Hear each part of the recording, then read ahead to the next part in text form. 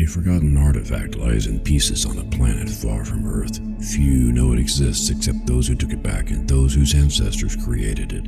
4 young people are thrown into a race against emissaries of the gods to find its pieces. Mistrust, greed, and magic are tangled in an endless web. What will the fate be of the universe once it is found and reassembled? Get Scepter of the Gods, The Rod of Truth now on Amazon, and get wrapped up in the saga that will not let you go.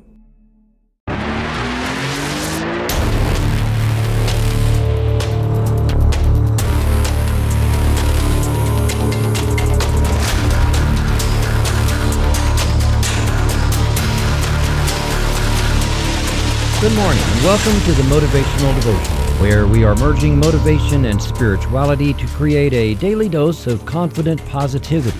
I hope that this morning's podcast will help you to be more spiritually and positively motivated so that you can transform your day. This is a special episode in a series of podcasts based on Stephen Covey's book, The 7 Habits of Highly Effective People. For several years now, I have gone back to the habits taught in this book to prepare for the coming year and home in closer and closer to my lifelong dream and my goals so that I could more effectively achieve my goals. Year after year, we hear people joking about setting New Year's resolutions and then abandoning them by February. Personally, I don't find that very funny. I hope that your resolutions are more important to you than to give them up after only a month or two. What if you were to set 1, 2, maybe 3 at the most resolutions or goals for 2024, and then at the end of 2024, find that you nailed each one of them? You can. I set 2 goals that to me were very large.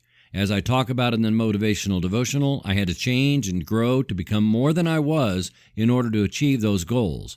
As I say this now, I have done that. I changed. I grew. I achieved.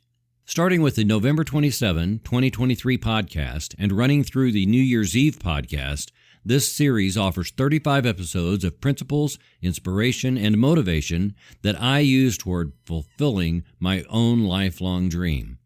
I have audacious goals for 2024, but only 3, because more than that will water down your efforts. I will achieve mine by this time next year. You can do the same. And I hope you will pursue yours with relentless intent. If you find these helpful, please go to the Motivational Devotional Facebook page and let me know. For now, let's get on with it. Do you like to be surprised? I guess maybe for most people it would depend on the situation. I like a pleasant surprise, such as being visited by a loved one I haven't seen in a long time, or finding money in a pair of pants when I'm doing laundry, as long as it's before they go in the washer. Then there are surprises that are difficult things. You know, like when somebody asks you for help and then you say, "Sure, I know how to do that." But then you get into it and, surprise, it's one of the most difficult things you've done. We can be as proactive as possible, but sometimes there are just unforeseen issues, and sometimes those are surprises that are very difficult with a big learning curve. Those kinds of surprises never seem to happen at a convenient time. We often hear people say that just when things seem to be going right, something bad happens and everything goes wrong. When things go wrong, it seems all of life falls apart and every good work we did to put our lives together is in jeopardy. We can legitimately assume that if we could only have a crystal ball in which we could anticipate these bad things that might come along, we could cut them off long before they happen and continue to keep life in order. Things like cooking Thanksgiving dinner and the oven element goes out. None of the stores are open, and so whoever is doing the turkey and dressing has to figure out what to do. You get your car serviced and go on a trip, only to have something break down and you just had everything checked. While we may not be able to anticipate everything that every person in our lives will do in the future that might derail our goals, we can work to be more observant. Mechanical issues are one thing, but when it comes to people, there may be signs that a big thing is about to go sideways, but we won't see it if we are too hyper-focused on our own stuff. When a person starts giving short responses, but normally they are more engaging, you might want to pay more attention to see what you may need to do. Part of being proactive means that we pay attention to little things while they are little things. In the extreme, if a notice comes from the IRS asking a question about last year's taxes, we might anticipate that answering it quickly will make life much easier. A phone call or a quick response yourself or with whoever does your taxes can just take care of it. But Putting it off until the IRS makes their own decision on our behalf will likely not be in our best interest, and then it becomes a big surprise and probably a hard thing.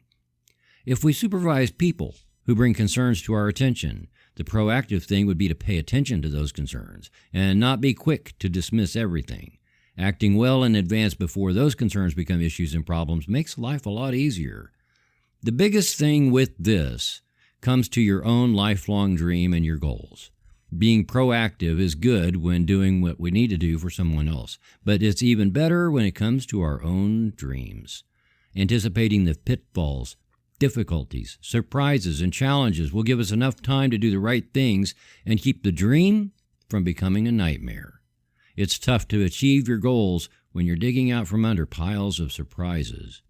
We will always have difficult things surprise and derail our best efforts, but we can limit their scope by anticipating signs early on.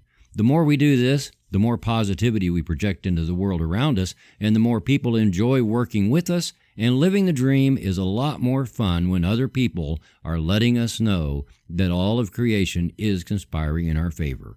Anticipate and trust that the universe always has your back.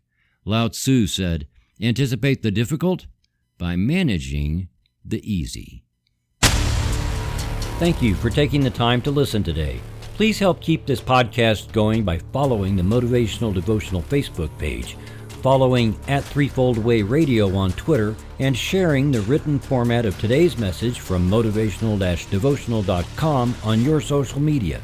I am deeply grateful for your support, and thank you for letting Motivational Devotional be part of your journey. Peace out. See you tomorrow.